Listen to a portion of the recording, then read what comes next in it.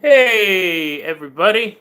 This is a movie club live stream. If you're listening to this on the podcast, hopefully the audio is not too weird. Why is everything so foggy? Why does it look like I'm in heaven? Oh, what? That's weird. Here, hold on. I know the people on the podcast are like, you don't look like anything. What is wrong with my camera? So it's like super. It's like I'm in heaven. What is going on here? Let me try wiping this off. Is that like, what the heck is going on? Or is it my screen? Are you guys seeing everything normal? There we go. Maybe, I don't know. It was greasy. That was weird. I was in heaven. Hey guys. So, welcome to the Dead Rabbit Radio movie night, movie club. Hey Mousky, I love you too. Now, we're going to talk about some movies that we saw. I invited all you guys to watch them. They're available on Shudder. Again, I'm not sponsored by these guys. I feel like I'm surprised this isn't a conspiracy already. That this has all been a paid advertisement. The entire run of Dead Rabbit Radio was to get to this point. But Shudder has that promo code SHUTIN. You get 30 days free. And I found all these movies on there. And we're going to talk about them. We're going to spend Friday night talking about them. So, I don't know how many of you guys saw these movies, but we're going to be going into some spoilers, and I'm going to be looking at these comments here. And that was another thing. I wanted to see if I could actually get you up on, if I could watch this on YouTube, because I think I have an easier time following the comments up here on YouTube. Earlier today, there was a live stream that right now is titled Test. Oh, yes, dude, One Cut of the Dead. We're going to talk about that one last, because the spoiler's so big. Most people should see it, but yes, One Cut of the Dead. Oh, come on, what's going on here? But anyway, so we did I've talked about these movies all week. I mean, is that reflection bugging you? My glasses. It's like the ultimate nerd thing that you can see the reflection. You can see what am I looking at? You're like riveting podcasting, Jason. Oh yeah. Here I am live. So let me turn the volume down. Let me turn the volume down. That was trippy. Okay, here we go. Yes, Fury of the Cobras. What? Let me ask you this real quick, Fury. What did you think of One Cut of the Dead? Without giving away spoilers, what did you think of One Cut of the Dead? Thank you very much, Vertigo 22. I thank you so much for the donation. Really, really appreciate it. I have not covered the camera heads, I believe. Let me make a note here real quick. I should have brought a pen. Hold on. I should have, I remember getting the camera head request a long time ago. I don't think I covered them. Oh, and this is Dead Rabbit Radio merch right here. Bam. We sell these in the merch store. This is Grant Scott's artwork. This is dope. Okay. Vertigo 22.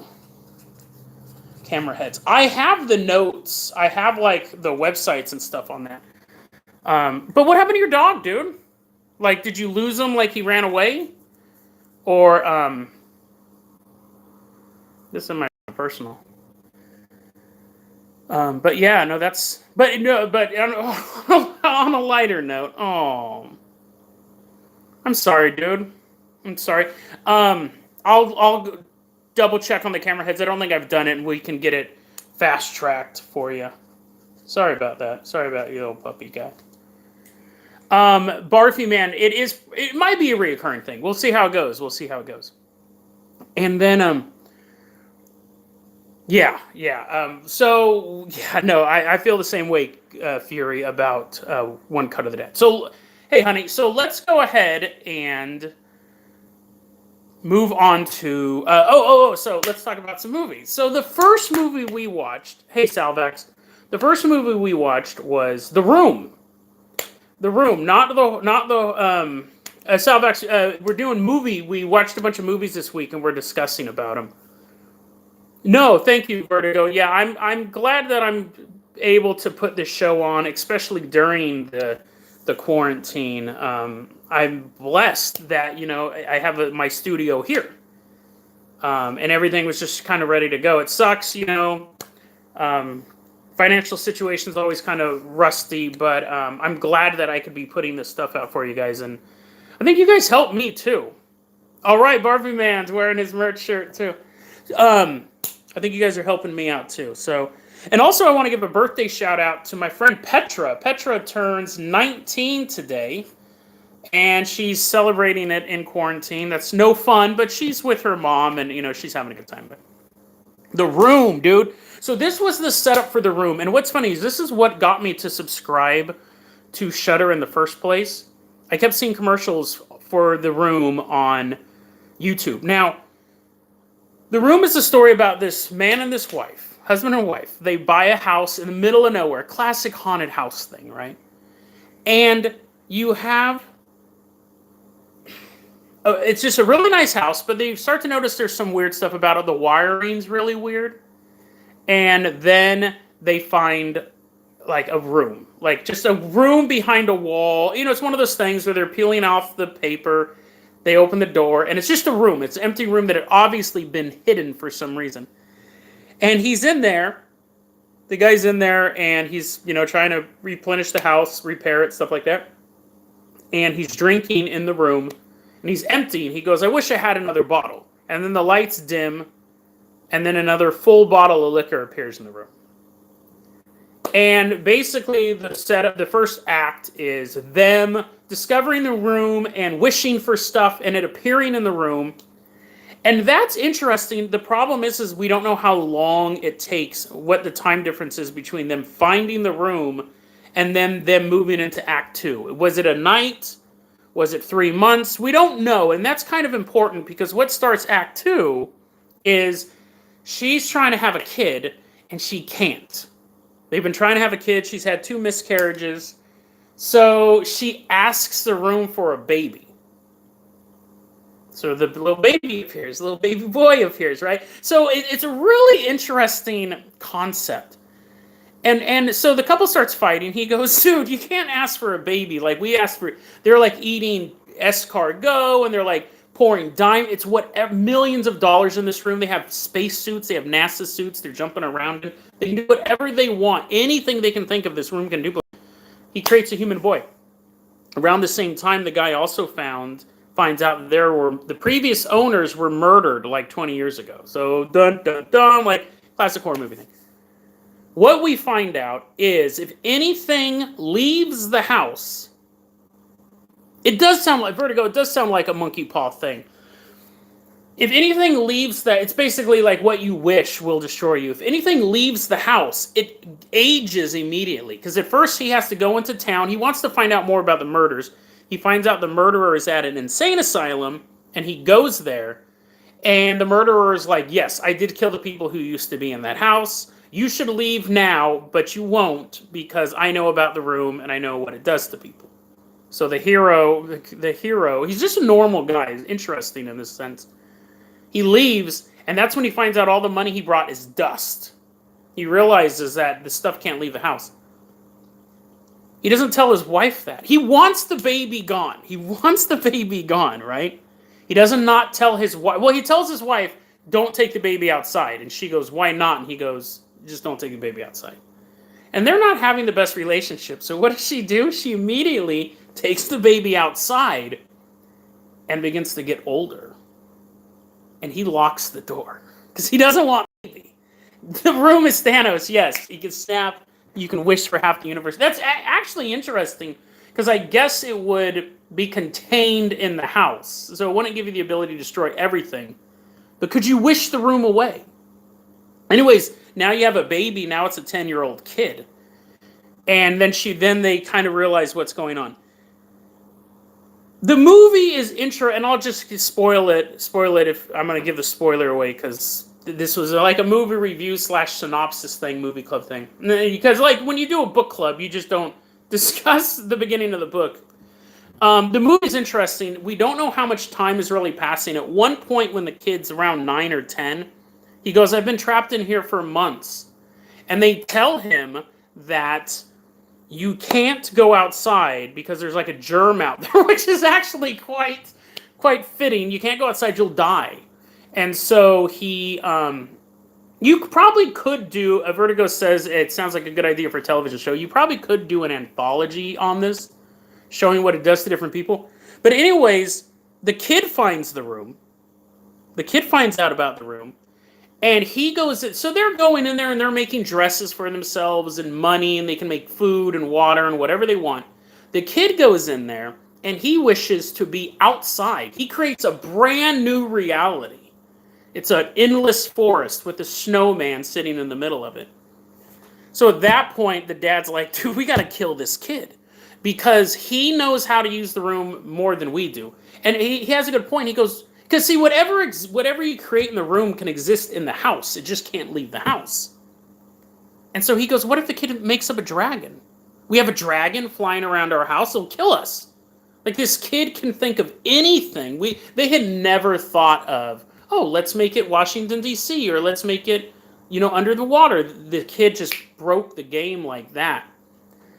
And so then he finds out the guy in the mental hospital was also a baby who was wished for.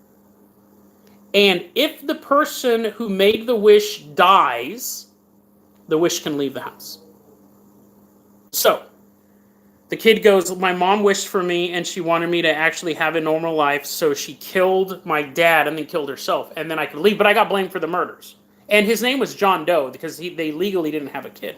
So the kid finds that out, the mom finds that out, and so now everyone knows. The mom goes to kill herself and she can't because she wants the son to live, but the son now realizes the game, and so he tries to. The last act is him trying to kill the people. It is them trying to kill the people, and it's one of those things. The last act is where it kind of starts to lose steam, and I'm not going to go into super detail. It's kind of this cat and mouse thing going on, but he does.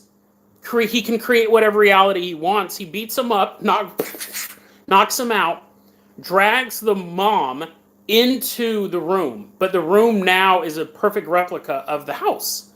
And he wishes he looked like his dad, and he rapes his mom. So now it's super creepy. Technically, it's not his kid, because it was just a wish for thing, but he pretends to be the dad, and then he rapes the mom. And then the mom realizes that this isn't her husband, and then the real husband comes into the room. They're having this huge fight in this alternate reality, and they have to figure out how to get back to our reality. And they do, and then they trick him into thinking they're still in the room, and he, from the wishing room to the wishing room, yes, Scar. They trick him to thinking he's still in the room, and he runs out of the house and gets super old and turns to dust and dies in his mother's arms. Interesting horror movie, and then the ending happens. Okay, then there's the twist, of course. It's an addition. So what happens is, to answer, Vertigo had a question. When he creates an entire reality as an addition to the house, if you walk through the door, you would, at this point, you walk through the door and you're in an endless forest. But at the end of that forest is the house. So, but originally it was just a room, but he wished the room to be a new reality. But now they're kind of running in and out of, like, at one point, it's like a Scooby-Doo cartoon. At one point, they're just running up and down the stairs because the reality's, it's interesting visually. It's more, here's the thing, when I put it in, I expected a movie. There's a movie came out a couple of years ago called The Brass Teapot, which is a movie kind of like this. These people get, and it's kind of an interesting twist. They get a brass teapot, and if they make a wish and they spill blood, the wish comes true. The bigger the wish, the more pain they have to go into. So they're like, I really want $1 million to break their ankles. That's a good movie. Kind of schlocky. This one I expected to be a little schlocky too, but it had a twist. It was definitely a foreign film. I picked up on that about halfway through. Everyone had an accent in it. First I thought he was just from Europe and she was American, but anyways, turns out, here's the stinger. She's pregnant. She's pregnant with the baby's kid. And that sounds weird. So the baby took the form of, the baby became a 10-year-old, took the form of her husband, raped her, and died. And as whoever makes the wish, if they die, the wish can survive outside of the room. She's pregnant with that room's baby monster thing, which I thought was interesting. It actually made me go, wait a second. Oh, yeah, dude, because he died. So the wish could live.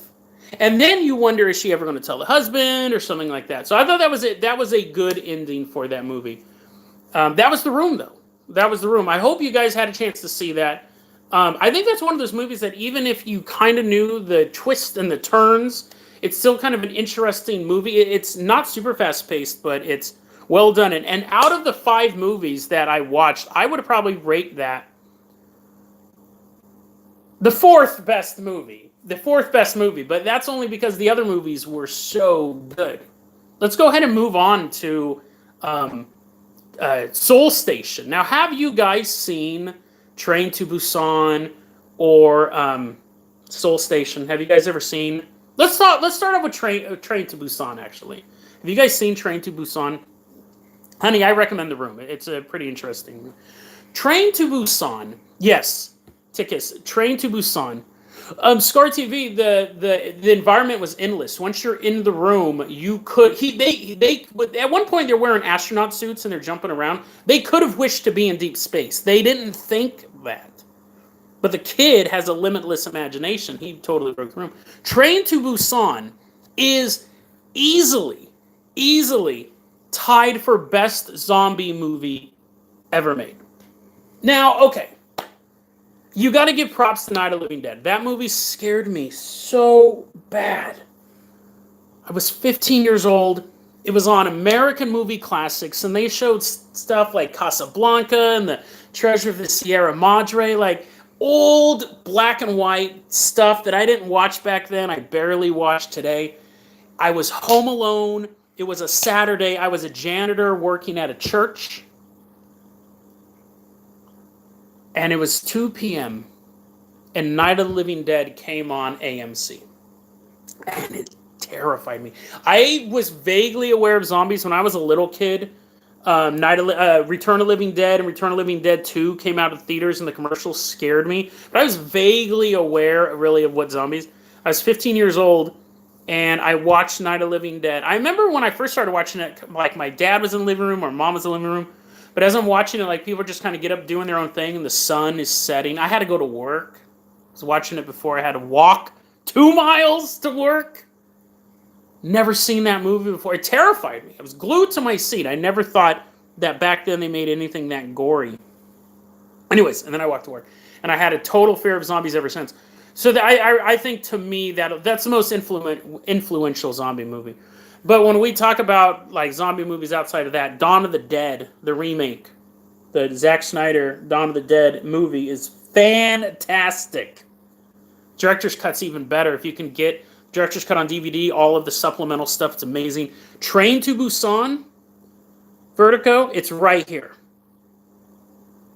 It's right here. Vertigo says he hasn't heard of Train to Busan. It sounds like Snowpiercer with zombies. I haven't seen Snowpiercer. But, and my little brother keeps getting me to watch it. And I was going to watch it, but I had a corrupted copy, and it's a long story. But anyways, Train to Busan is basically what you would think it is. Like Vertigo said, it's a movie about a train full of zombies. It is a movie that you can tell that the people who made it said, you know what, for the next 2 weeks, we're going to sit on the train, we're going to take notes, and we're going to write down every single thing that can happen with a zombie on the train. No, Jerry, I haven't seen Parasite yet. My little brother saw it when he was flying out from Taiwan over Christmas. He told me the twist and everything like that.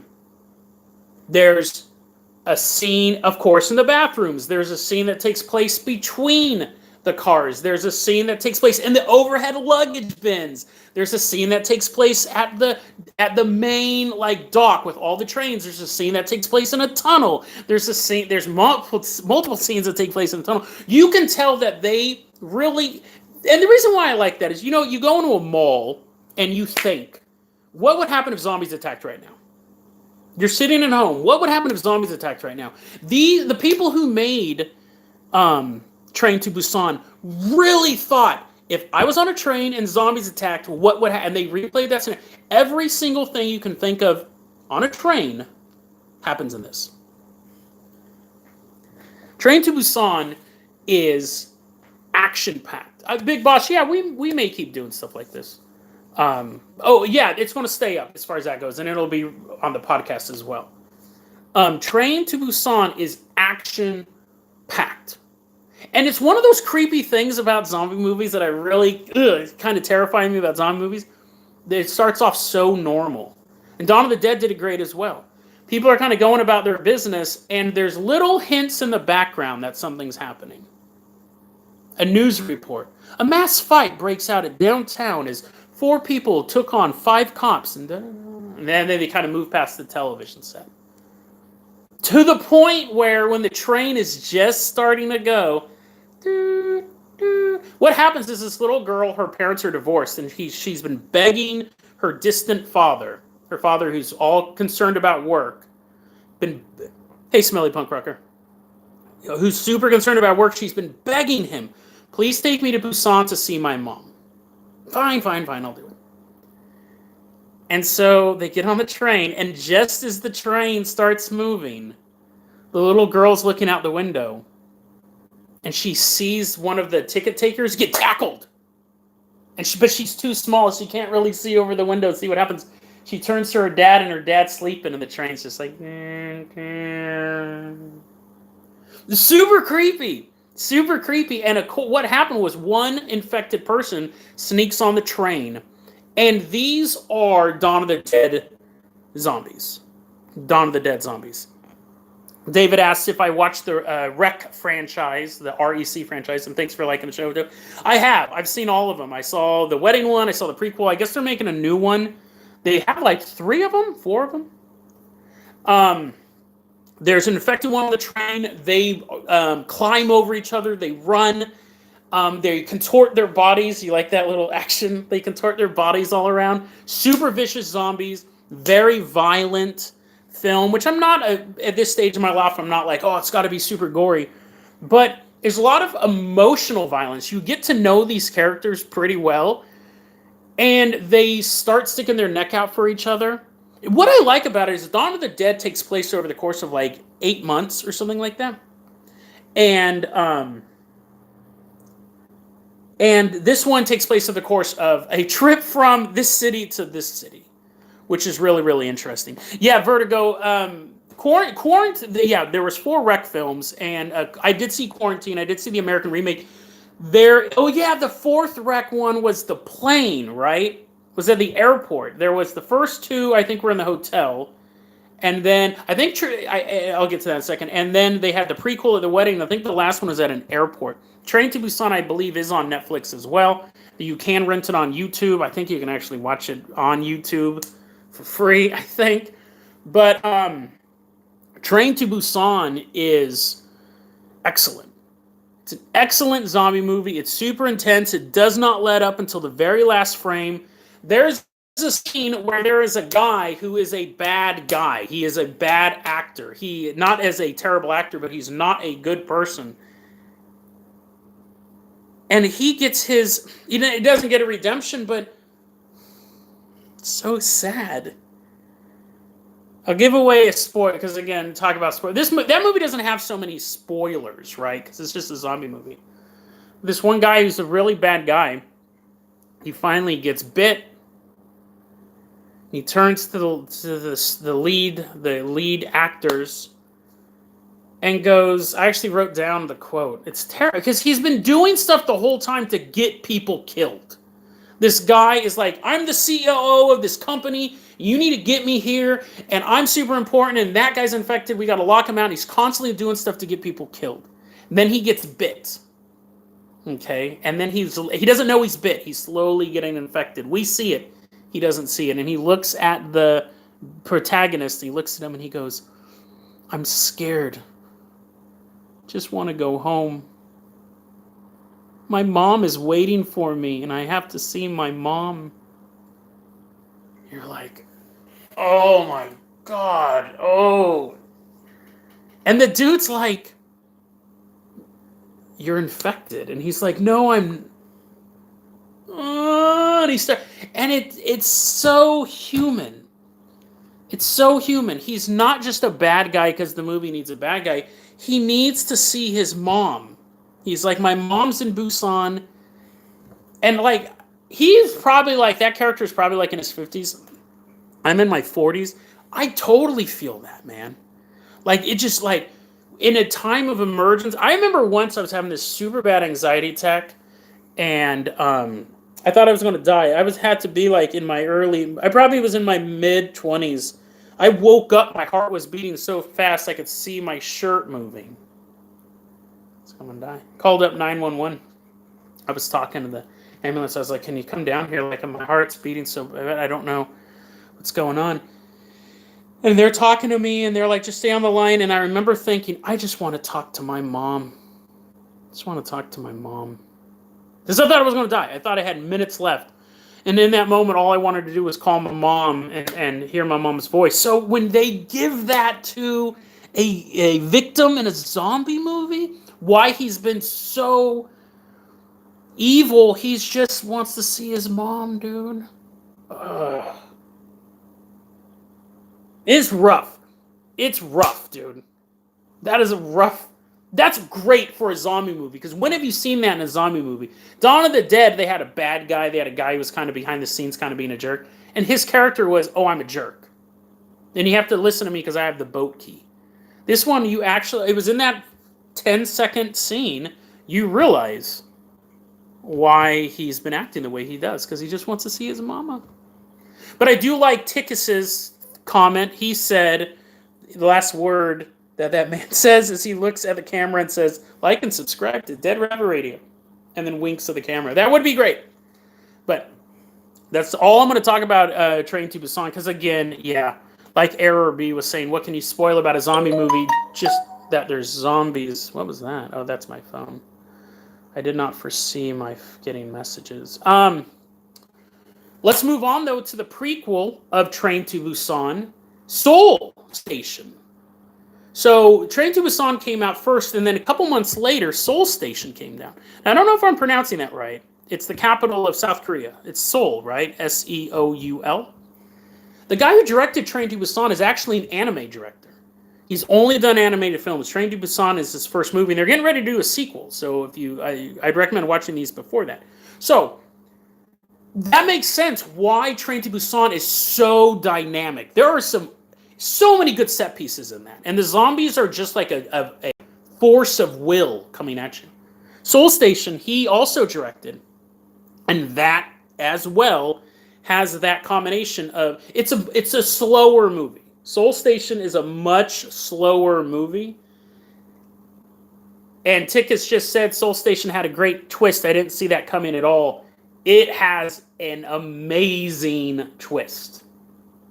The twist in it is nuts. Seoul Station, I don't think is as tight as Train to Busan, but I do recommend watching it. I recommend watching Train to Busan first. Because even though it's a prequel, it's just what happened in the previous day. So in Train to Busan, you're hearing reports of like riots. This is what that's referring to. And it's basically the story of a prostitute and her boyfriend breaking up. Okay, prostitute and her boyfriend / pimp breaking up the night of a zombie apocalypse. But the first... this director is really good. I actually should take that towel. Now, I should actually check and see who it is. The first 10 minutes is really sad, dude. He does this sad stuff. The very first guy we see is a hobo. There's a lot of homeless people in this movie. Which would be the first affected by a zombie pandemic, a zombie attack. Because they'd just be getting taken out, and then you wouldn't really know. This old homeless man comes in with a bite to his neck and just kind of falls down. And this guy's like, brother, no, come on, you're my brother. I love you so much, brother, don't. And the first 10 minutes is him running around trying to get medical help for his brother. And it's so sad because it's his actual brother. He's trying to get some medicine. He can't afford it. And he tries to go to this shelter, but they won't let him in. The other hobos are picking on him and stuff like that. And he's trying to get his brother's dead. And he's like, no. It's why is this in my zombie movie? This human emotion, this utter sadness and bleakness. And then we start cutting to the Vertigo 22 said the real zombies are the friends we made along the way.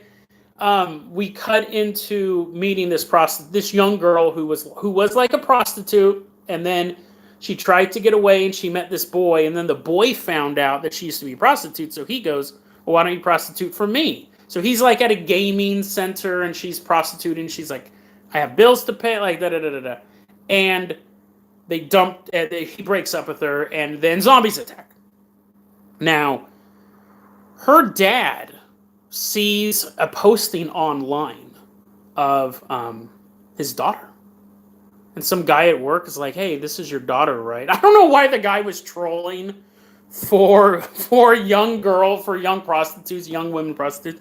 But anyways, he goes, I think I saw your daughter, and here she is. And she's like, what? Yeah, that is my daughter. I got to go find her. So he finds the pimp and beats the pimp up. He's like this young geeky guy. I haven't seen Sicario, actually, Vertigo. And Tickets. He beats up this young pimp and then says, you got to take me to where she's at or I'm going to kill you.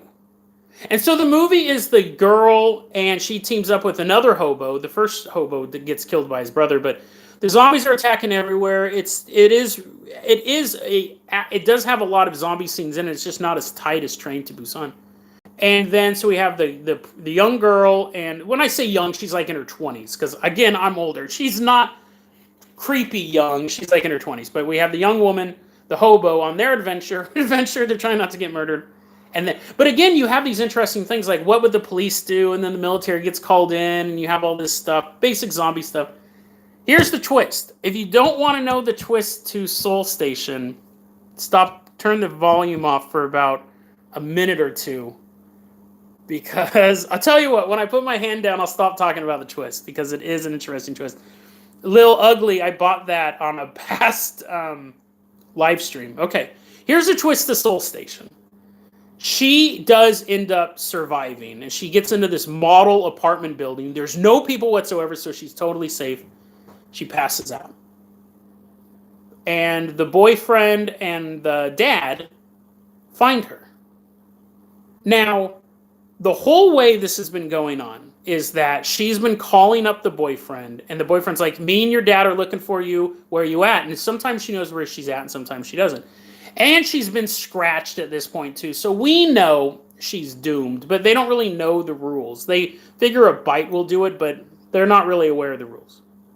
So this whole time, she calls up her boyfriend, or her boyfriend calls up you. Where are you? Where are you? And she's like, oh, I'm here. And then sometimes she can't answer the phone. Eventually she goes, I'm in this tower that's model homes. I'm totally safe. She falls asleep. The boyfriend finds her and goes, oh my God, I'm so glad me and your dad have been all over the place looking for you. And then the dad walks in and she goes, that's not my dad. That's my former pimp. And he goes nuts and starts beating them both up. And he's like, you borrowed money from me, you whore. You left me in such a horrible, you know what I had to do? Pfft. Beating her up. He starts beating up the dude. He's smashing him, dude. And then finally he pulls a knife out, slits the boyfriend's throat, just kills him on the spot. And then tells her, because she's like, I just want to go home. And he goes, when you stole that money from me, I went to your dad's house and said he needed to pay me your debt. He said, give me 3 days. I gave him 3 days. I went back. The house was abandoned. He goes, you don't have a house. You don't have a home. You stole from me. Your dad left you. That's how much garbage you are. He finds her, drags her out, and kind of begins to mess around with her, and she dies. And he starts crying. He's like, no, why did I do that? Why did I hurt you so badly? Oh no, I'll never get my money back. Oh no. And then she becomes a zombie and eats him. So an interesting twist. Vertigo, I will see Sicario. What I actually heard is that the sequel's better. And thank you for the $3.50. I heard the sequel's better. So, hey, Sarah Vim. Sicario, and what was the Sicario 2, like, War of the Roses, or like Day of the Dead. I should have known that one. But I can watch Sicario. Definitely. I've definitely been interested in it. So that is, though, Soul Station. That's definitely. Day of the Soldado, yeah. Probably Soldado. It's the Day of the Soldier, right? I know that much Latin. Or Day of the Solo Dude. Anyway, so Soul Station, that is Soul Station. I would rank that. It was better than The Room, but I wouldn't say it was better than Train to Busan. Train to Busan was definitely really, really tight movie. Soul Station was good, great twist. You don't expect it. You don't expect that twist. I don't really. Here's the thing, though. I don't think the twist really adds anything to the movie, and it made me think. Listen, dude. I may be a pimp, and you may owe me like $2,000 or something like that. That's not worth jumping off buildings. They should have built him up to be more psychotic in the beginning. Like that last pimp I was with, I took money from, and he ended up having to do something horrible for the mob or the mob. It just that twist didn't add anything to the movie. Didn't really detract anything from the movie. But if it wasn't there, I still would have enjoyed the movie. The fact that it was there was interesting, but in the end, it didn't make the movie better. It made it more kind of that last bit exciting. But then you think about it, and you're like, how many roofs? Because he's like jumping from roof to roofs and outrunning zombies and fighting. He's like, I'll get you. I'll get to this girl, and he's like fighting with cops. Let me see my daughter. Let me see my daughter. Like at a certain point, you just cut your losses, right? They didn't build him up to be that much of a psycho. So that was a kind of a weird twist. The next movie I want to talk about, we got two more to talk about. I'm making pretty good time. Mandy. Mandy starring Nicolas Cage. So this was a movie. This was the movie I think most of you guys had probably already seen. Well, Fury said, dude, Mandy is so good. Here's my thing with Mandy. Is that it's basically broken into three chapters. First one's called like The Shadow of the Mountains, and that's where we see Nicolas Cage and his wife, the Reaper really is his nickname. I don't remember what his real name was, and his wife Mandy, just experiencing life together and being in love in 1983. And that's probably the first 10, 15 minutes.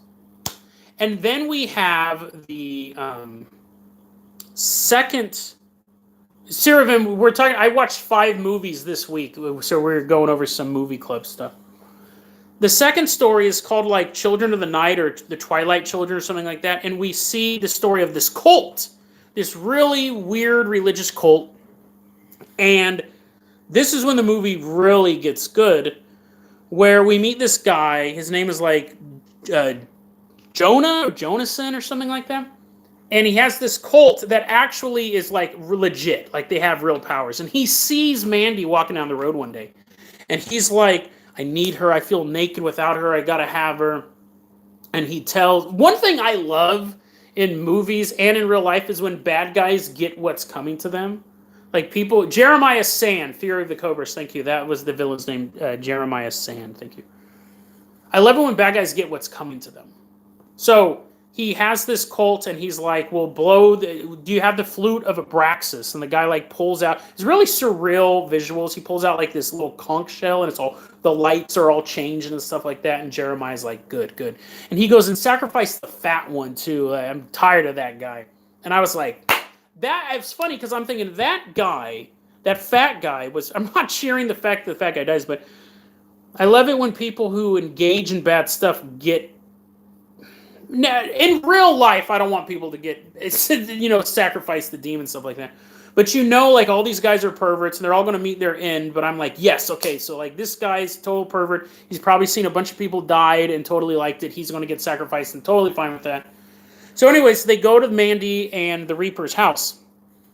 And, they call upon this conch shell. And then in Vertigo 22, says this is sounding pretty gothic trippy. It is. It is, but we'll get to that in a second. They blow it, and then this motorcycle gang shows up, and they're like Cenobites from Hellraiser. Like one is completely decked out in armor, one's cover has nails sticking out of them, one's face is like melting. And they come out of the darkness, and they're drinking human blood, and the guy's like, we need to go kidnap this girl. So they break into the house, and they break in the house, and they break into the house. And they kidnap Mandy. And Mandy is now brought before Jeremiah Sand, and they give her this like it's a lot of like Cthulhu mythos stuff. Like they put this stuff in her eyeball, then they have like this bug that's about like the size of two baseballs, and it's like sticks her in the neck, and she's tripping really hard. And Jeremiah Sand's like, I'm the Alpha and the Omega. She's tripping really hard, and he's like saying all this stuff. He's playing this album that he wrote, and he's like, they don't understand real music. They don't understand the power of God, and the song's about him. So the song's like, Jeremiah Sand's the best guy in the world, and his whole cult. There's like 6 people sitting around him. And he's like, everything belongs to me, everything, everything, everything. And she's like looking at him and she goes, is this song about you? She's like drugged out of her mind and she doesn't know what happened to her husband right now. She goes, is this song about you? And he goes, yeah. And she goes, you wrote it? And he goes, yeah. And she starts laughing in his face, like laughing at him. And then he breaks down. He's like, don't look at me. Don't look at me, to his other cult members. And then he runs and he looks in the mirror and he's like, why? Why doesn't she like me? And he's super like this insecure guy. And she's like, please, please, Dark Lord, give me the strength. Tell me what to do. Tell me. You know what to do, Jeremiah. Don't ever doubt yourself. Don't ever. And he like changes. And then we find out Nicolas Cage is tied up in the shed.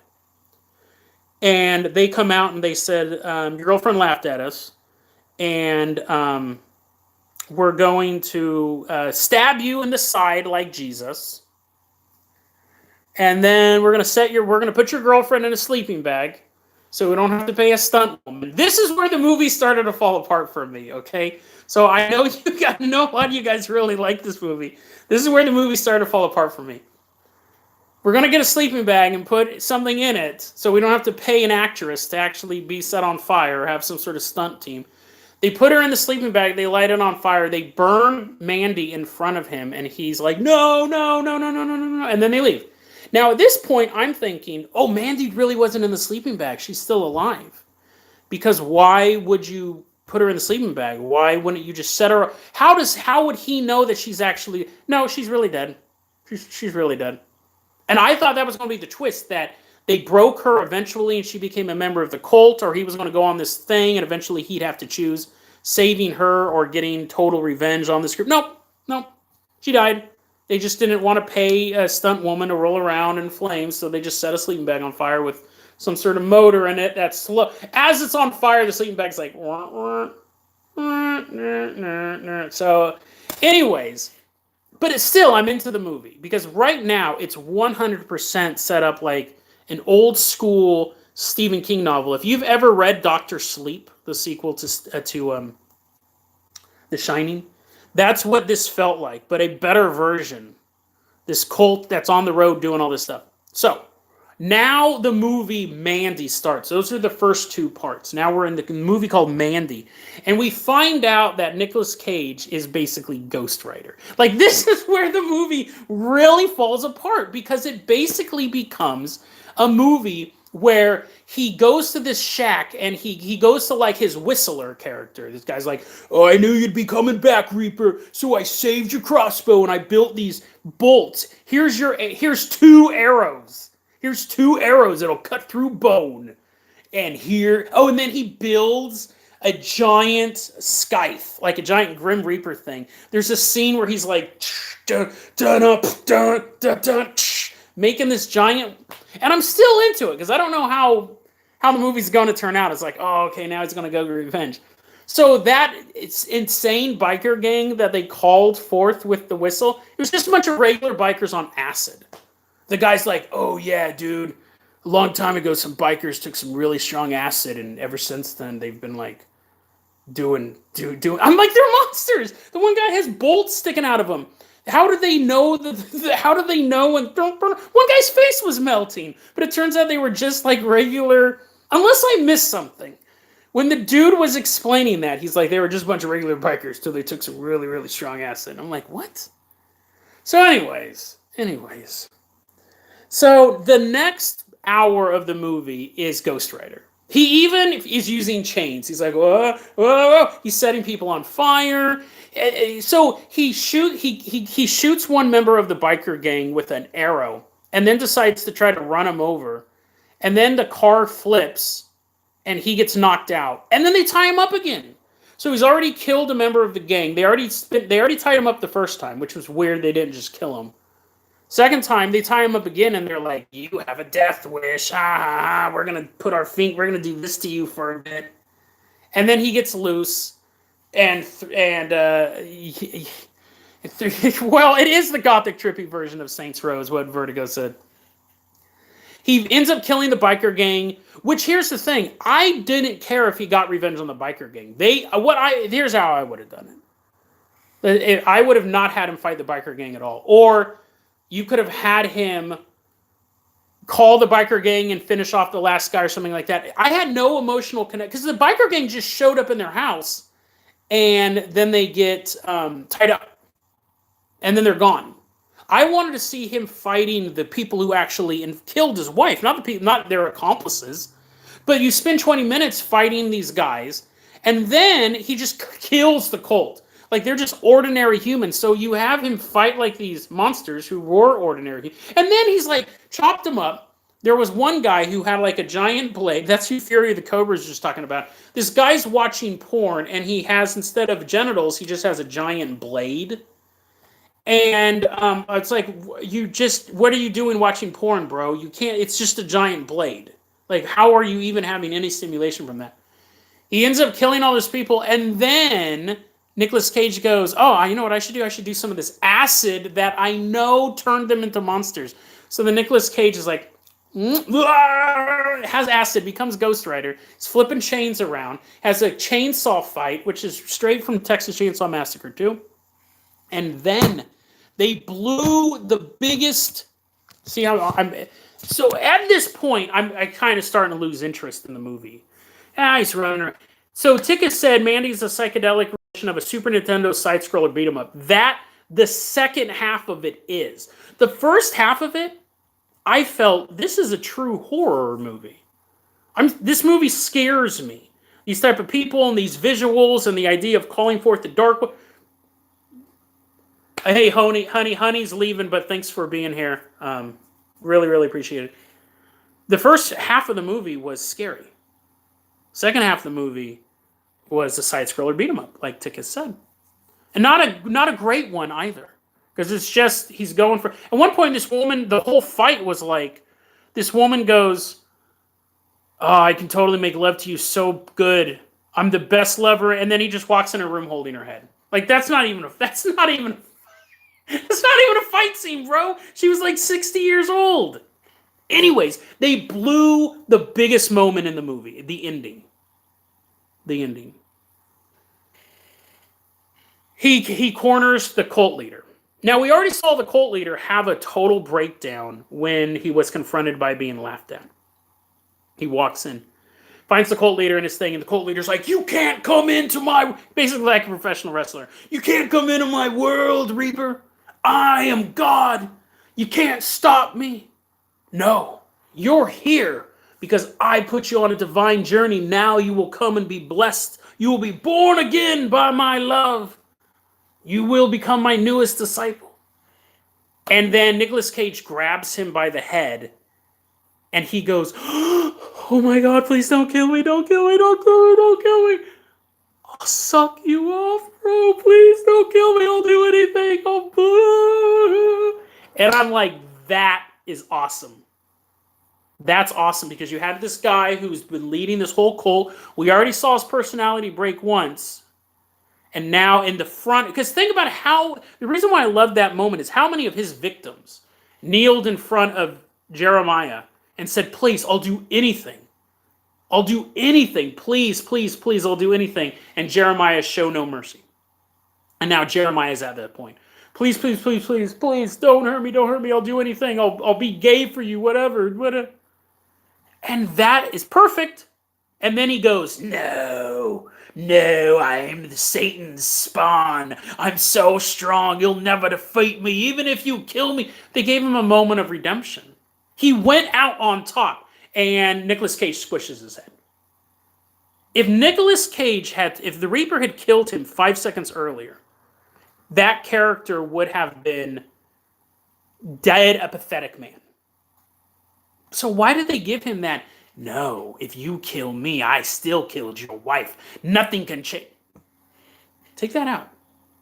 That to me, the movie was already like it was going and then once they explained who the bikers were, I still thought, oh, this could still be pretty good. Once he got caught the second time, and I realized he was going to talk his way or escape his way out of it again, it started to go downhill. And then the last 40 minutes was just fight scene, and it wasn't again even good fight scenes. It was just him walking up, chopping some dude's head off, and he had already killed the monsters. Now it was just hippies he was killing, right?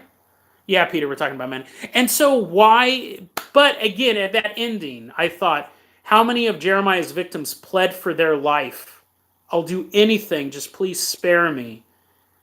To have him say those same words would have been great. But they gave him a hero's, quote unquote, a hero's send off. You know, imagine if the Emperor was like, please don't kill me, Darth Vader. Well, that would be kind of lame. But you know what I mean? Actually, that fits his character that he didn't beg, that they threw him off. He's like, no! Falls down. Well, I mean, now they've retconned that. But anyways, you know what I realized, dude? Can I go off on a tangent real quick? Yeah, I'd say Mandy probably wasn't my favorite movie of this group, but let me go off on a tangent. I was thinking about this when I was taking a shower. Star Wars is the story of the Vietnam War. And that's what George Lucas said time and time again. He goes, the original trilogy is the Vietnam War.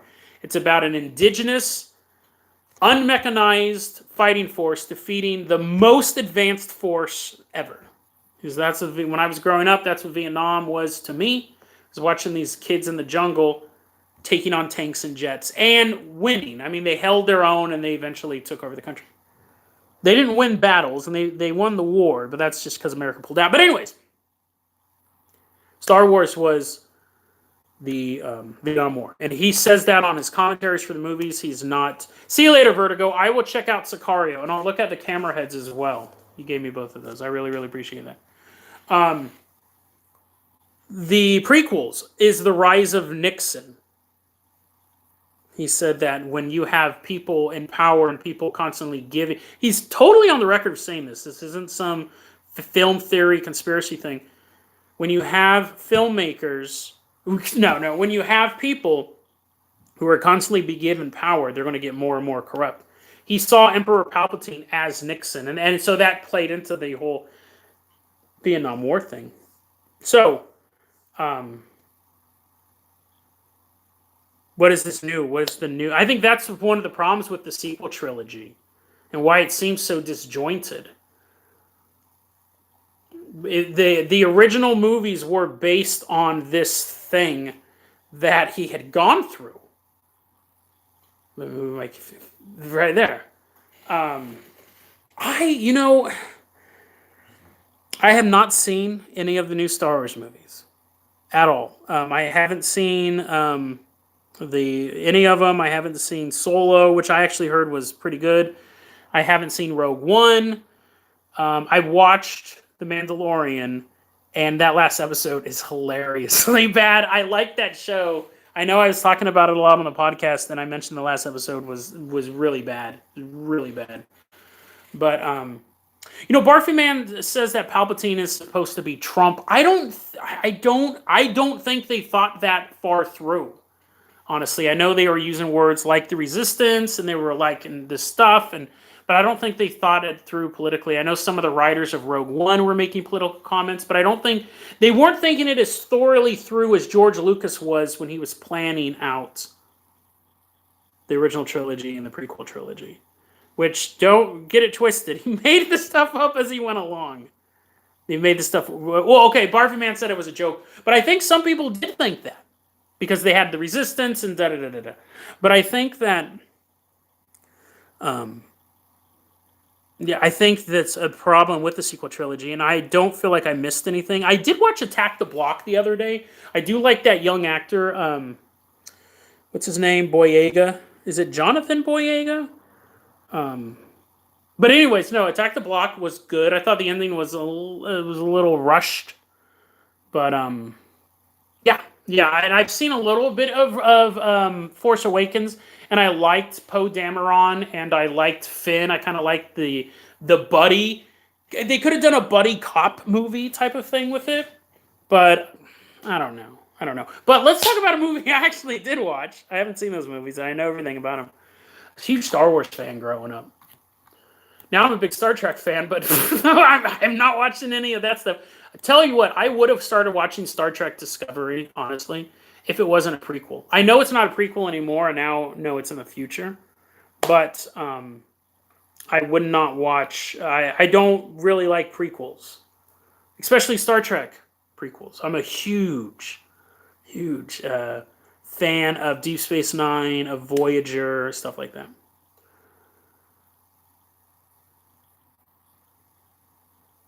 But anyways, yeah, there's now I'm just getting a lot of stuff about Barfy Man saying to skip the sequel trilogy solo. I started watching Rogue One after I was really into Mandalorian, but I just kind of got busy. And then Tickis said, Boyega was kind of screwed. His character wasn't terrible, but they never did anything with it. And I again, I think you could have had an interesting movie with a rebel pilot and an ex-stormtrooper. I mean, that's 48 hours right there. That's Lethal Weapon. That's any buddy cop movie. It would have been interesting because look at with Mandalorian, they're telling a small story and it's huge. You don't have to tell these epic stories all the time. A buddy cop movie set in the Star Wars universe where you could have the ex-stormtrooper catch the rebel pilot and trying to take him to the Emperor. You could still had a huge story in that. But you didn't need to have 20 different characters. You could have just had these two, and you didn't even have to really make it a comedy. I mean, I think there would be those two characters, those two actors seem to be pretty funny together. But you could have done something different with that. They could have done something different with that. Yeah, if he was just an ex-stormtrooper instead of just being the janitor, they could have, and then you could have just had the Captain Phasma chasing him around the whole time, right? And you don't need all of the Force users, or you could have been. I mean, imagine if you had it after Return of the Jedi, there was one Jedi and nobody knew where he was at, which is basically the plot of The Force Awakens. But they're not looking for him, like people are, but. I don't know, man. I could honestly rewrite story. I remember when I was watching because I've never seen the new movies, but I know everything about them. I've read the plots, 100%. I could tell you almost plot by plot what goes on because I am a Star Wars fan. I just didn't really want to waste time watching the movies, so instead I wasted even more hours reading about them. I remember when I was watching Infinity War. When Thor was building that hammer in the moon or whatever, I remember putting my head in my hands and I thought, how did DC and Star Wars mess up so badly? Here is a scene where a man is building a hammer, and it's more exciting than anything. I don't think The Last Jedi had come out yet. But it was more exciting than anything that I like Batman v Superman. I do, but it is a mess of a movie. I like it how I like a friend of mine who has a drug problem. He's really cool to be around, but he needs to get some stuff worked out. That might have been a mean analogy. See, that is an analogy I would edit out if I was doing the podcast, because that's a little mean.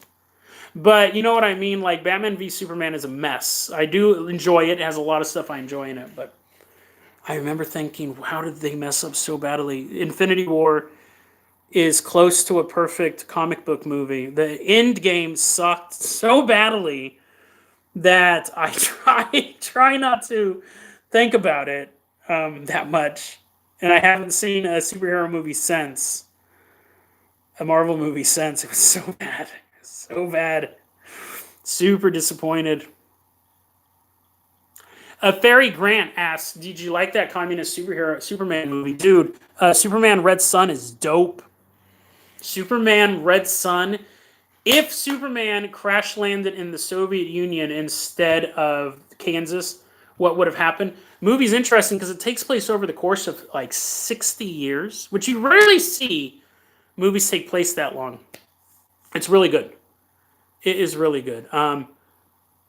So Fury of the Cobras, Red Sun is different. The movie has a different ending, so I'd recommend watching the movie. There are differences between the comic book and the movie. I looked. My little brother had read the comic book, and I thought, "Is this how it ended?" And I'd recommend watching the movie. There's quite a few story beats that are different. There are quite a few story beats that are different. Tickets said the majority of DC's animated movies are better. 100%, dude. Marvel has live action locked down, but DC's animated is untouchable. Absolutely untouchable. DC's animated, Marvel's never even come close to that. The DC's animated, anything. I mean, they've had their misfires. Gotham by Gaslight was unwatchable. I had to stop it and just read the ending. But I mean, you have your just Batman the Animated Series set the tone. I never watched Justice League Unlimited. I never watched Teen Titans. I didn't watch all of that stuff because I was always a Marvel guy. But I started watching Flashpoint Paradox and Red Sun and what was the one Under the Hood or Under the Red Hood? And I watched a lot of that one. I watched a lot of those Batman Superman ones, but the one with Supergirl and Doomsday. Jeez, dude. The last 15 minutes of that movie, I was like, it's like, how can you do that so well in an animated movie? The last 15 minutes of that movie is so awesome. And you're thinking, how can they do that this and this? But you can't do it. I love Zack Snyder to death, man. And I love Zack Snyder. I think he's a great filmmaker. I think he's an amazing visual storyteller. I don't know if he was the right person to start. I think he could have done Man of Steel, no problem. And what's funny is I think if you changed 2 minutes of that movie, it would have a completely different response, and that was him snapping Zod's neck. I think if you changed that, people would have liked it better. But dude, if you guys know what I'm talking about with the Batman, Superman, Supergirl moment when they go back to Smallville, it's like, come on, dude. How can you do that? And Marvel doesn't even have scenes like that. Marvel doesn't even have stuff like that. The Fury of the Cobra says, I think Zack Snyder could do a good film franchise based off of Irredeemable. I don't know what Irredeemable is. Barfy Man says Sucker Punch was a great movie. I'm going to counteract that and say Sucker Punch was a great visual movie that had a twist that, again, it was like the movie Soul Station. I don't know if the twist really added anything to it. I think Sucker Punch, I really, really wanted to like it. I'm a huge Zack Snyder fan. I'll watch anything that he makes just because he's making it. Wasn't his strongest movie. Wasn't his... And I don't even know if I would say like he's made a terrible movie. I think Batman v Superman was just rough.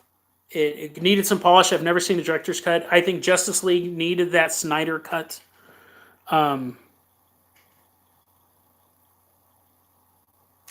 So yeah, I think that Zack Snyder, Fury of the Cobra said, Irredeemable is a good comic series written by Mark Waid on what if a Superman type character just couldn't handle the pressure of being Superman.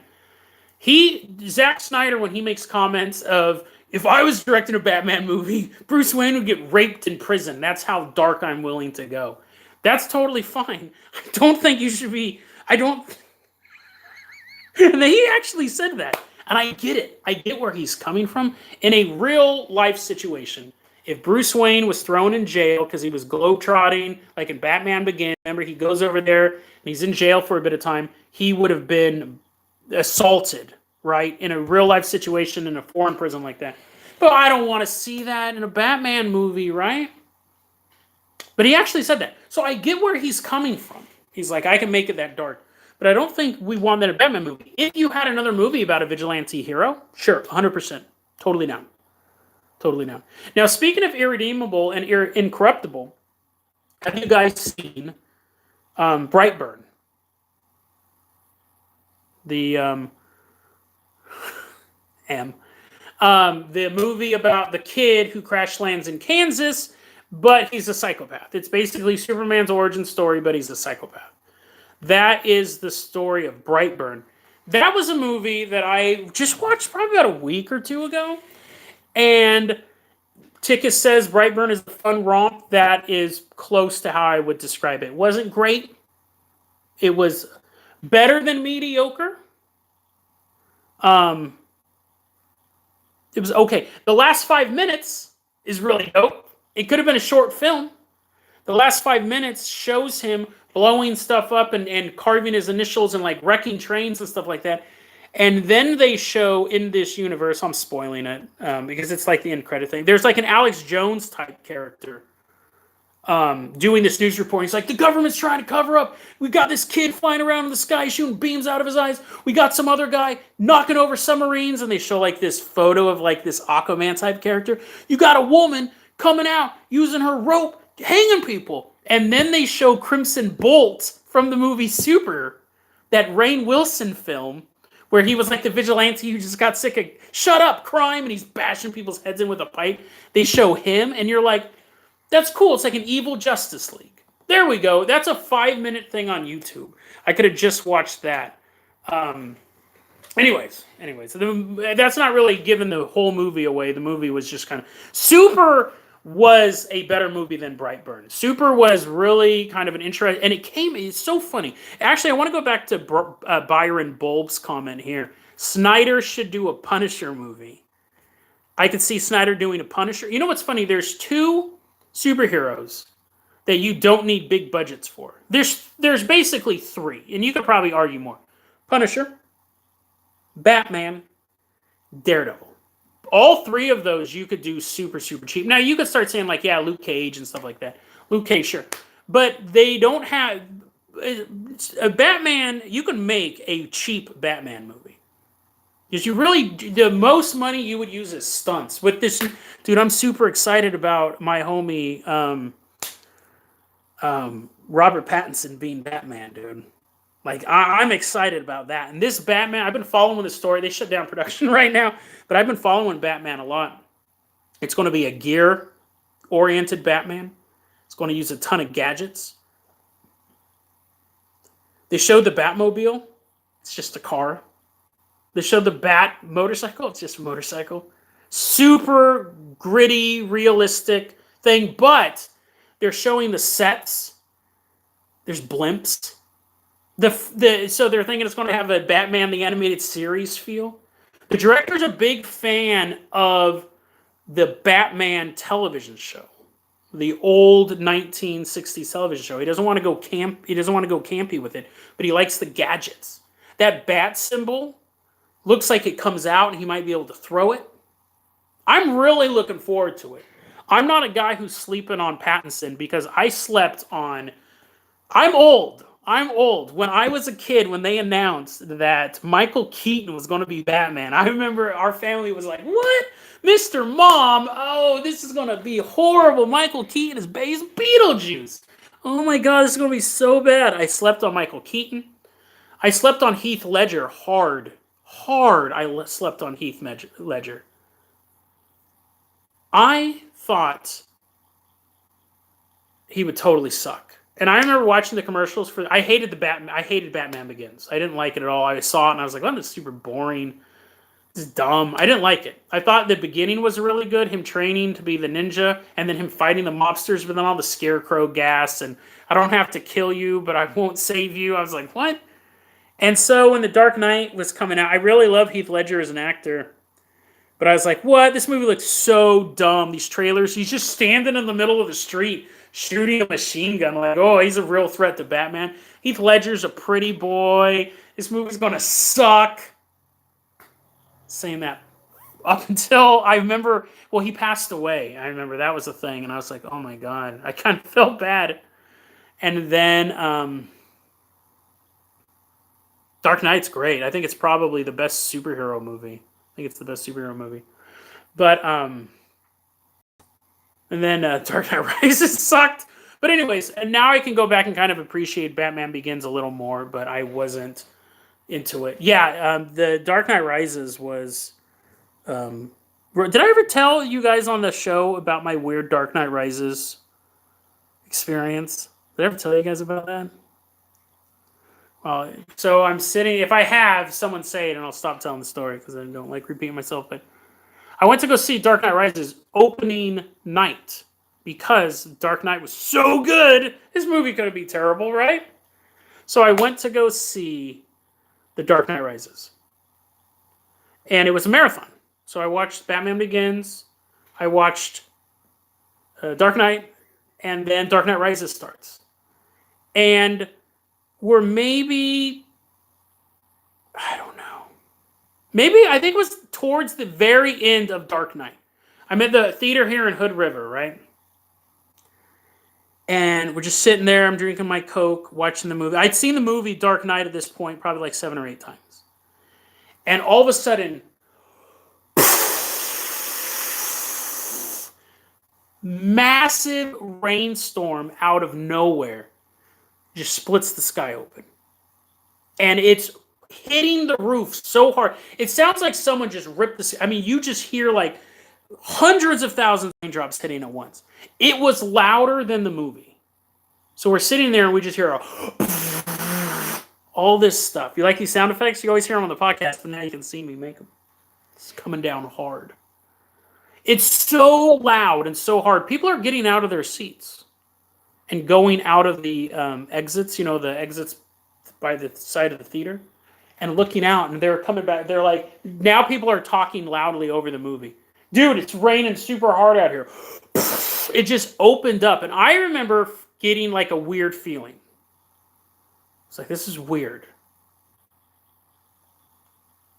I can't say precisely it was at the same moment, but given the time difference, I'm in the West Coast, in Colorado, that night. I walked into a movie theater, opened fire. We were at the ending of The Dark Knight. And he opened fire, I believe it's kind of like after the Catwoman scene. The first Catwoman scene in The Dark Knight Rises where she's in the place she's trying to talk about selling the jewel. She's in like the restaurant. I can't say it was exactly that moment, but it was a time difference.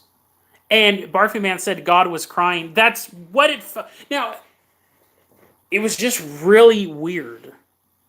I mean, the storm came, and I can't say, and then it immediately stopped. And some guy was like, that was weird. I was wet. Now I'm totally dry. Like, I'm not going to make stuff up. The storm came out of nowhere, and then it just kind of faded away, like storms do. But it was so loud, it was louder than the movie. It was so loud, people were getting out of their seats to go see what was going on. And around the same time, someone was opening fire at a theater in Colorado. Which I am pretty sure I'd been to that theater. I had family in Aurora, Colorado. They had moved away at that point. But I think my mom was still in there, but she never went to the movies. But I went and saw Revenge of the Sith and all that stuff out there. And remember that? Remember that, how uneasy you were being in movie theaters after that? I was. You're always kind of side to side. But then after a while, you just kind of start to drop your guard, right? So, yeah. I think that, and I think that'll come out of this Corona thing. I think people are being safe now.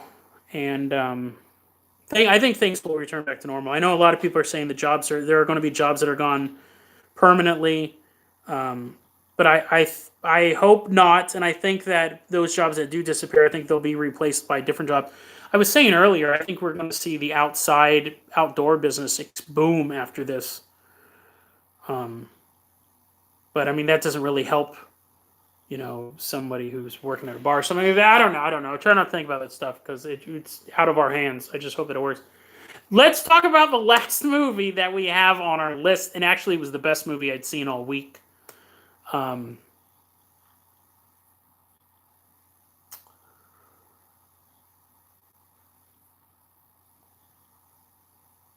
was I thinking? Oh, sorry, I was reading this stuff. One Cut of the Dead. Now I'm going to tell you this. I'm going to tell you the twist right now. So if you want to see One Cut of the Dead, I really recommend seeing it. I think knowing the twist doesn't ruin the movie, but it ruins the magic of discovering the twist yourself.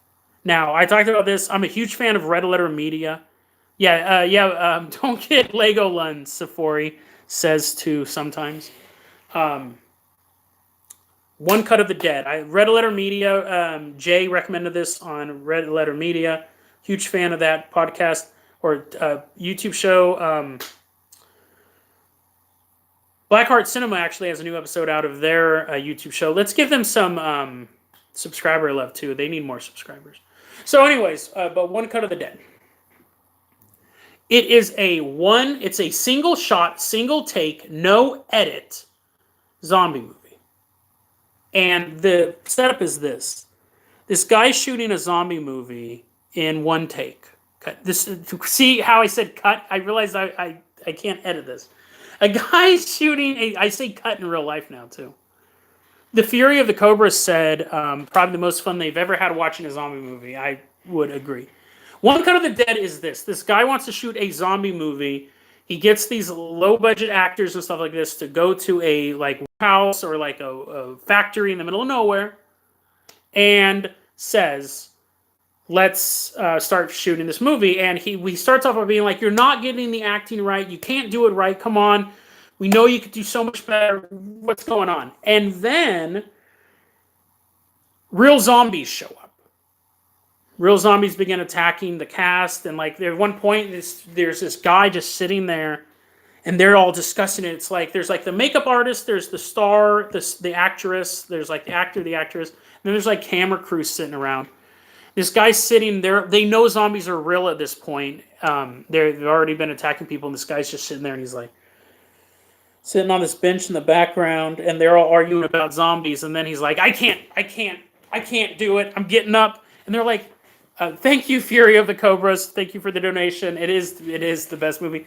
The guy in the background's like, I can't do it, dude. I'm out. And they're like, dude, you can't go outside. There's a bunch of zombies outside. And he's like, I can't go, dude. I gotta go. I don't care. And he runs out. And then you hear him go, let me go. Oh my God, please let me go. No.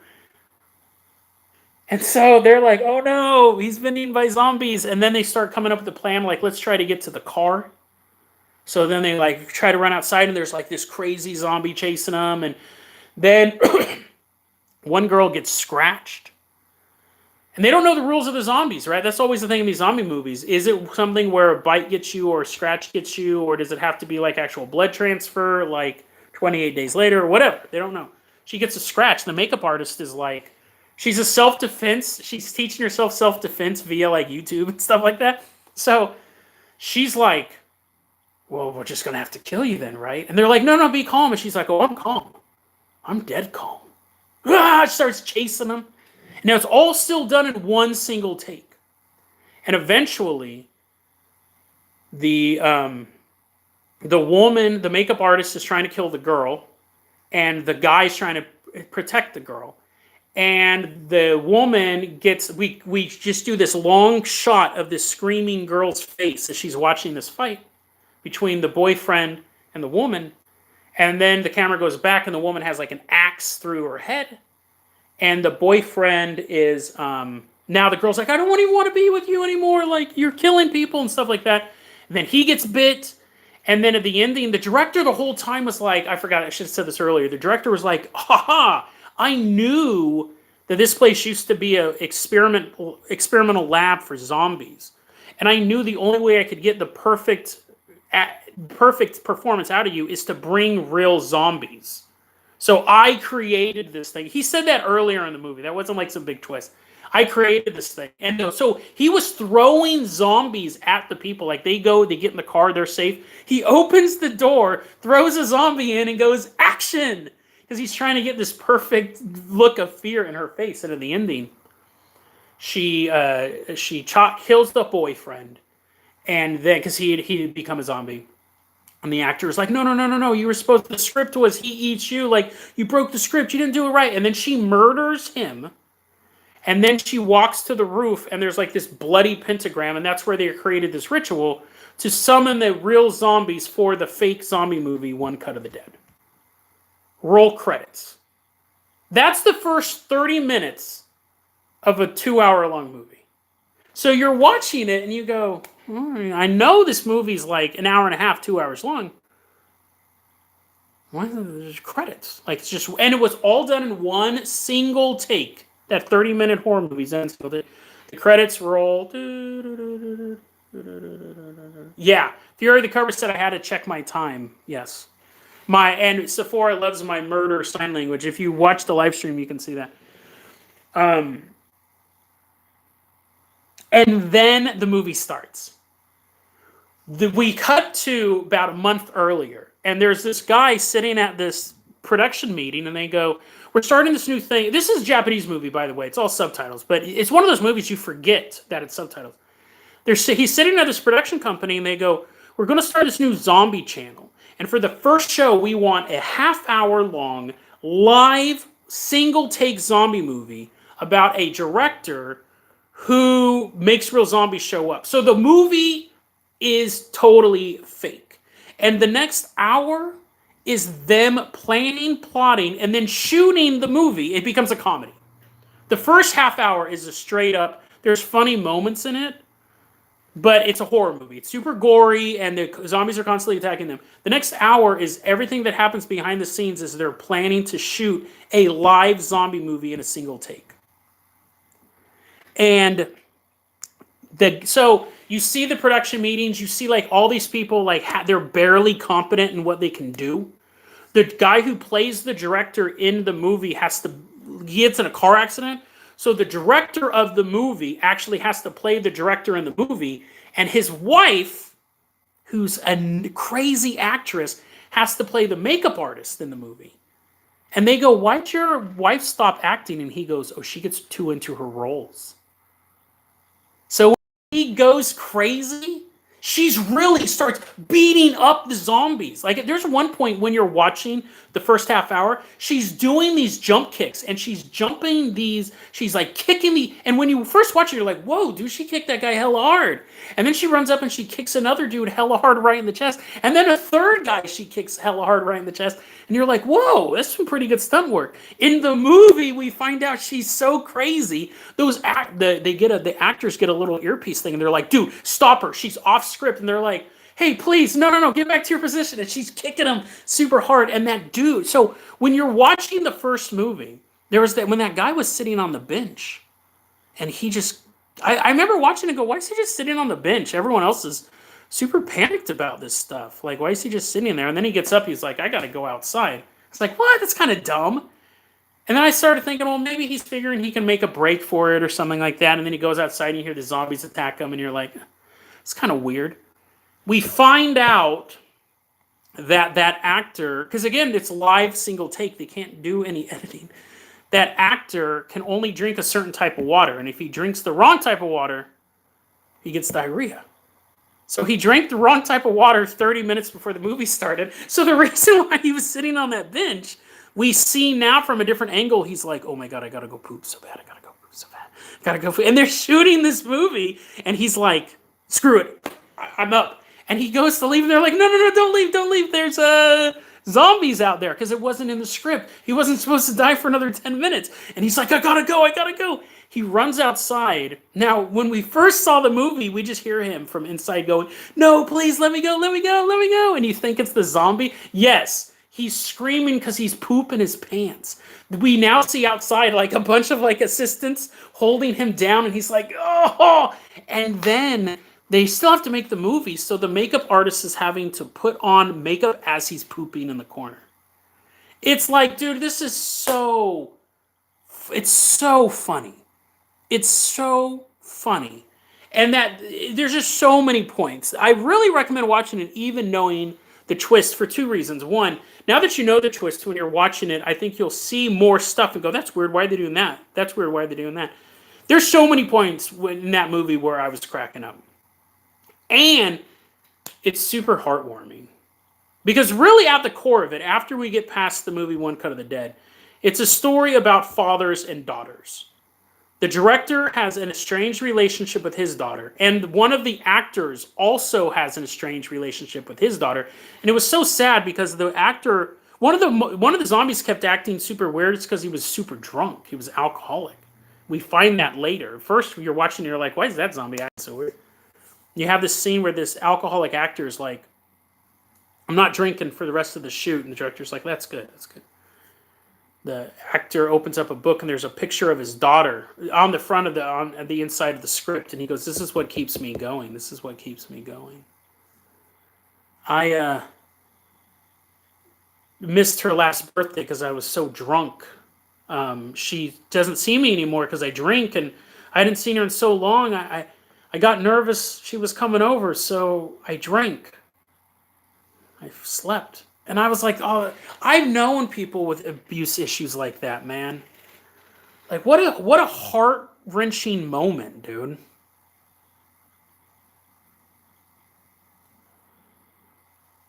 Yeah, and it does add a huge layer to the performance.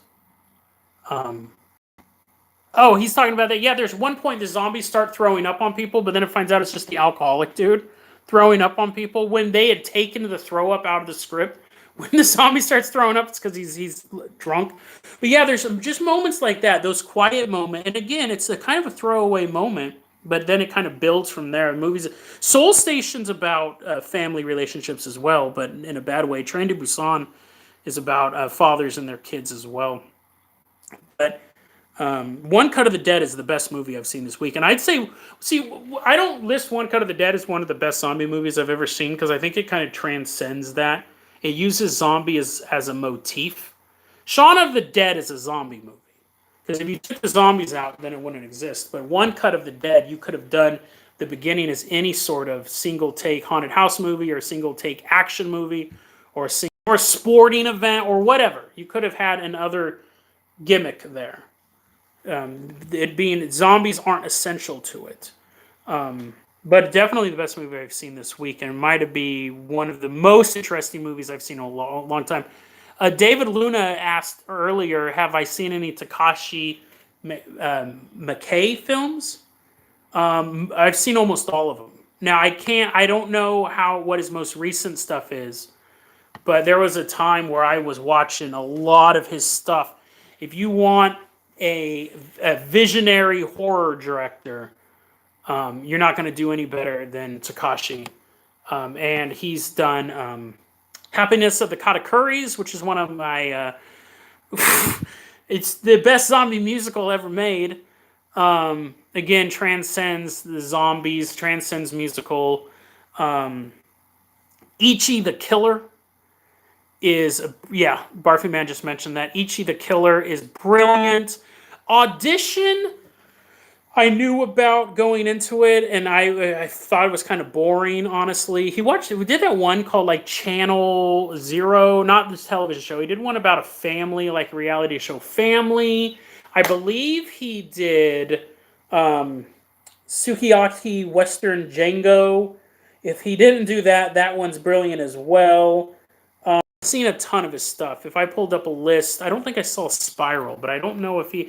yeah, the thing about the Shudder thing, auditions on there, there's a ton of foreign movies on there, which is nice. There's this... let me pull this up here, and I'm going to go in a bit.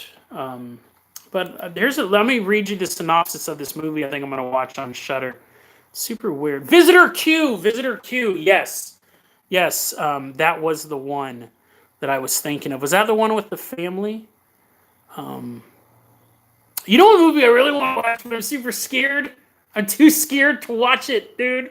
It's on my list, my Shudder playlist, but I'm too scared. It's The Ring versus The Grudge. There's no way I can watch that right now where I'm stuck inside, bro. The Ring is like the scariest movie to me. And I'm not a huge fan of the Grudge monster either. There's this movie out called White God. I'm going to read you this synopsis. It's Hungarian. That's what's cool about this Shudder site. They have all this stuff. Let me read you this synopsis. White God is the name of it. It's called White God. When young Lily is forced to give up her beloved dog, Hagen, because its mixed breed heritage is deemed unfit by the state, she and the dog begin a dangerous journey back towards each other. So that sounds like a movie, like a girl and his dog, or a boy and his dog. I think it's a girl and a dog. But that's not the end of the plot.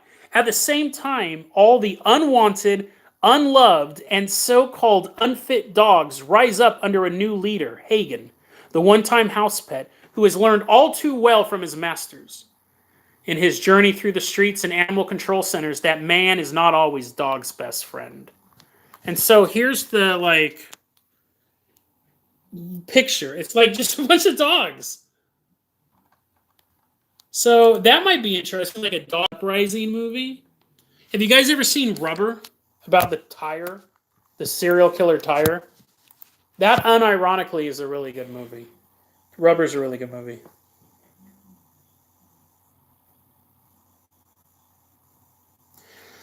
A Fury of the Cobras is Sadako vs. Kayako spooky? You say it's a romp and the ending's ridiculous, but is it scary? That's the question. That's the question on mine. And Barfy Man, I've never seen Tetsuo. That's also available on Shudder. I haven't watched that yet. Okay, Fury says it's not spooky. I may give it a shot, but if I'm too scared to start putting out new episodes, if you hear my teeth chattering in the background of every episode, it's because Fury of the Cobras made me watch a super spooky movie. Yeah, dude, Shudder's free. Again, I'm not sponsored for them right now, but 30 days free. They have so many. What's really cool, I like about it, like old school Netflix, the reviews for the movie are right underneath the movie. So I'll look at a movie and be like, oh, that looks interesting. And then I'll just look at all the reviews. They're also doing a documentary series right now on cursed films, which looks to be interesting. The first one's The Exorcist. That's a pretty well-known cursed film. But yeah, they got Old Boy. They got all that stuff. They have a movie called Deadly Games. It's a 1990 French film, and it's about a guy who tries to kill Santa Claus. It's called Deadly Games, also known as Dial Code Santa Claus. So just a bunch of weird stuff that I've never even heard of is available on here. No, Sephora, I don't need demons to scare me. And Freddy vs. Jason, I didn't think was scary. I thought it was really, really good, though. I really liked that movie. Well, guys, that lasted a lot longer. And no, I figured it'd probably be about an hour, but an hour and a half. So I'm going to edit. Probably not a lot. I'll probably keep it in.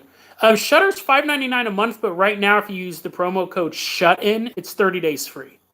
Because, we're all shut in. SHUTIN. I've definitely I'm going to keep it going for probably at least, I feel at this point, I've watched a movie a night. I did start watching a television show, too, called Supermax. It was a Brazilian show. It's just too slow paced for me. It got good reviews, but I watched the first 2 episodes and I still wasn't hooked. Some characters are making dumb decisions and stuff like that. But Let the Right One In, that's on here. That's a really good one. Demons and Demons 2, those are 2 really good monster zombie movies. They're demons, but they're basically zombies. You get bit, you become one. Yeah, a lot of good stuff on here. But anyways, again, I'm not getting sponsored by them. They also have podcasts on here, which is interesting. I've been thinking about checking that out, like a haunted video store podcast. And they have a documentary series called Horror Noir Uncut, and it's interesting. I've really never even considered it before. It's black actors and filmmakers who do horror. So they have an episode on Tony Todd, episode with Keith David. He was the Thing. He's now the Spawn. He's doing the voice for Spawn in Mortal Kombat. He was Spawn in the HBO show. He's in Saints Row. We were talking about that earlier. Ken Foree. So it's basically just black. There's only 6 episodes of it, but it's black actors, black filmmakers. Rachel True. She was in The Craft. So it's just kind of an interesting conversation on it. It's funny because horror movies are really, like, from the very beginning were some of the most, well, I should say, like, when you look at horror movies from, like, the 60s, super diverse. You never had issues with diversity in horror movies. And I think it's because there was just low-budget people getting together with their friends, and friends tend to be diverse. It should be the big Hollywood blockbusters where you're like, we need this ethnic group and this ethnic group and this ethnic group. You're like, dude, have you seen Nightmare on Elm Street? Have you seen any of these slasher movies where you'd have gay characters in them?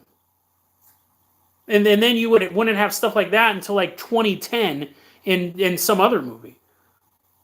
Well, but see, here's the thing. So Jordan Peele's movies aren't very diverse. I've really only seen the one, which was Get Out. But what I'm saying is that you can have a. People talk so much about diversity in films. Diversity existed in films, just weren't the movies that they were watching. They just weren't, right? That existed. All that stuff that people are trying to put into this or that or the other thing, horror beat them to the punch. Sci-fi beat them to definitely sci-fi stories. Sci-fi stories have always been like Star Trek, stuff like that. So, but yeah, horror movies definitely, I think, just has always been about different experiences right from the beginning. You do have tropes and stuff like that, but that's one of the things I like about horror movies. Horror movies are where other movies are going to be. I think horror movies really set the trend. That's where you think about it, dude. All of these directors that are coming up and doing, other than like the guys who did Endgame and stuff like that, a lot of these directors start off doing low budget horror, low budget sci-fi. I remember reading this article and they said the medium budget movie's gone now. They don't exist. Because what happens is you have the guy who directed Clown. The guy directed Clown. He started off, did a YouTube video. Eli Roth saw it. It was a fake trailer for a movie. Eli Roth saw it. Helped him produce the movie Clown, which was a pretty decent horror movie. And then his next movie was Spider-Man Homecoming. It used to be you'd work your way up. Fury of the Cobras, just said Peter Jackson comes to mind. Same thing. He does Bad Taste. He does Dead Alive, which is an amazing zombie movie. And then he does Heavenly Creatures, which was a medium budget film. And then he does Lord of the Rings, which didn't really blow the budget out. He actually gave money back to New Line and said, "Oh, guys, you gave me this extra money." So you have that. We don't have medium budget movies anymore. You take these young directors, Colin Trevorrow, shot Safety Not Guaranteed. Steven Spielberg said Safety Not Guaranteed is the time travel movie, but the guy who says he built a time machine, he's looking for someone to travel with him into the past.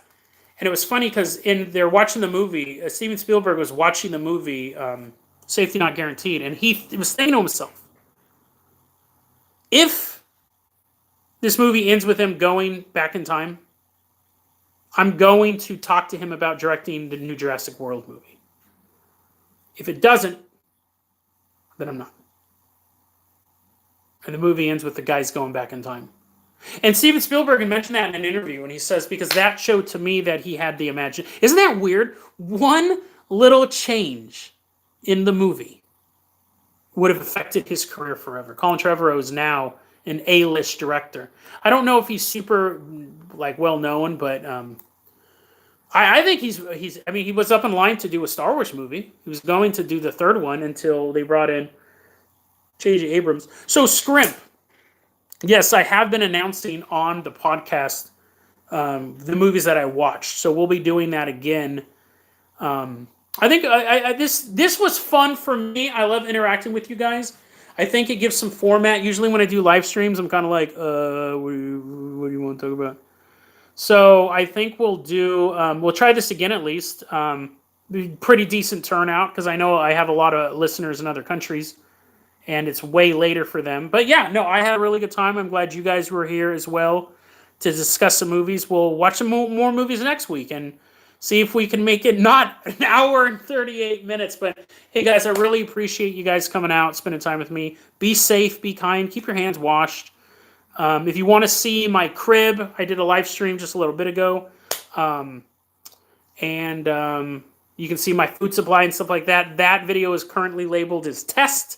It's 40 minutes long, but maybe the first 20 minutes I'm showing you all my stuff. But thank you, everybody. And I love you guys. I hope everything works out. I know it will. We just got to stay inside, keep our hands washed. And I got some new crazy conspiracy theory stuff coming out on Monday, so we'll do it. Have a great one, guys. I'll see you guys later. And here comes my finger coming towards the screen. Bye, Sephora. Bye, Scrimp. Bye, Barbie Man. Bye, Tickus. Click.